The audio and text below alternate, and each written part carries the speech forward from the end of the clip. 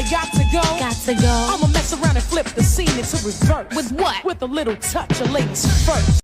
Billie Holiday, jazz singer, rock and roll Hall of Famer, icon. Ariel Swartley would write, Billie Holiday didn't just sing a song, she took possession of it. Playing her songs, the warmth of God-given vocal cords would lead to some of the greatest artists of their time to emulate the originator. Etta James, Nina Simone, and Janis Joplin, just to name a few. Her life, the inverse of living on Easy Street. She had grown up in segregated Baltimore and she had promised herself she would never bow her head to any white man.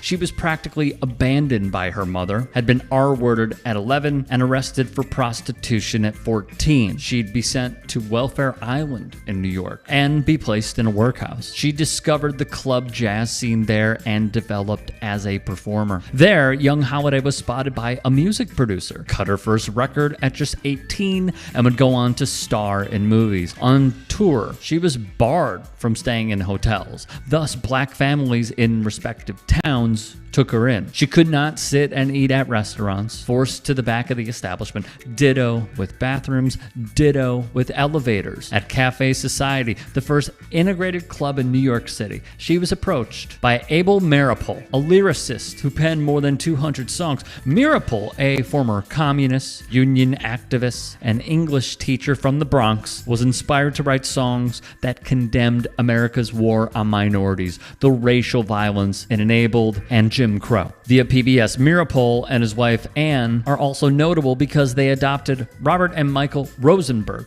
the orphan children of the executed communists Julius and Ethel Rosenberg. The song he requested Billie sing, Strange Fruits, a track that would put fear into white supremacy and go on to resonate for decades. Meeropol would see the tragedy that took place in Marion, Indiana on August 7, 1930. 3 black teens named Tom Shipp, James Cameron, and Abe Smith were held in jail for a murder and R-word without proof of the crimes. Prior to trial, a white supremacist mob grabbed them from their cells, beat them, mutilated them, and lynched Shipp and Smith. The photo would be printed, showing the lifeless bodies of Shipp and Smith hanging from a tree as the white mob appeared joyous. The Equal Justice Initiative would report when the sheriff eventually cut the ropes off the corpses, the crowd would rush forward to take parts of the men's bodies as souvenirs before finally dispersing. James Cameron would survive, but be badly beaten. There would be charges brought against some who led the lynchings, but an all-white jury acquitted the culprits, as the EJI states, despite this overwhelming evidence. Cameron would serve 4 years in prison. The woman who claimed to be R-worded, Mary Ball, would testify she was not R-worded. Although at first reluctant, Holiday would grow more cozy with performing Strange Fruit, and eventually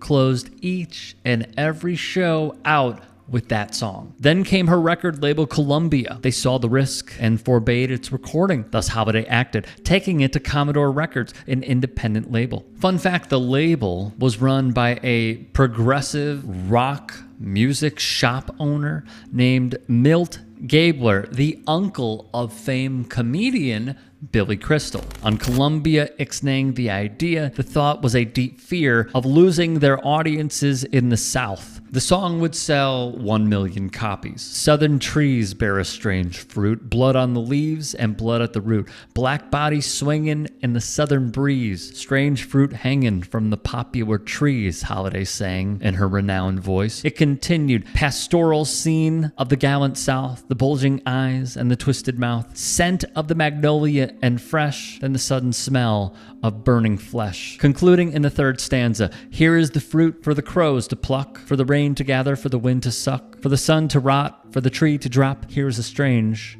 and bitter crop. The thing about Strange Fruit that I think is so important for people to understand, it's not a dirge, it's not a mournful song, it's an attack song. It's an attack against the perpetrators of lynching.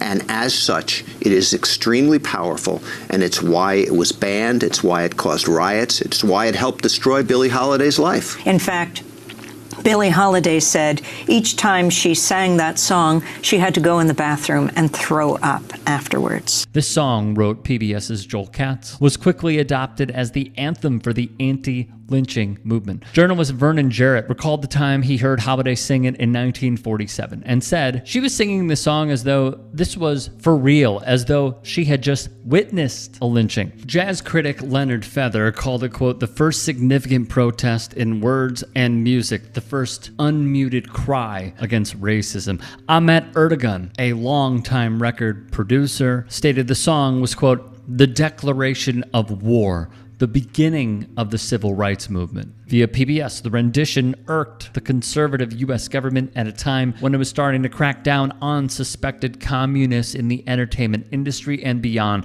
The response was swift, especially once the racist Federal Bureau of Narcotics Commissioner Harry Anslinger decided to make it his mission to destroy the singer and shut down her message about segregation and racism. On Anslinger? Federal Bureau of Narcotics was run by a man called Harry Anslinger, who I think is the most influential person who no one's ever heard of. Harry Anslinger takes over the Department of Prohibition just as alcohol prohibition is ending. And he's really driven by two passions: an intense hatred of African Americans. I mean, this is a guy who was regarded as a crazy racist by the crazy racists in the 1930s. He used the N-word in official police reports so often that his senator said he should have to resign. And a really strong hatred of addicts. And Billie Holiday to him was like the symbol of everything that was going wrong in America. Thus he did the following. Upon Anslinger's request, she cease its performance, which she refused. Anslinger had his own agent sell her drugs to frame her. Holiday would be stripped of her performer's license. Her nightclub career abruptly ended. She's in her early 40s. She collapses here in New York City. She's taken to hospital, and she's convinced the narcotics agents aren't finished with her. And she was right. She says to one of her friends, they're going to kill me in there. Don't let them. They're going to kill me. She was right. In a hospital bed, she's diagnosed with liver cancer. I spoke to the only surviving person who was still in that room, who'd been in that room. She's handcuffed to the bed. They take away her record player and her candies. They don't let her friends in to see her. One of her friends manages to insist to the doctors they give her methadone because she'd gone into withdrawal. She starts to recover a little bit.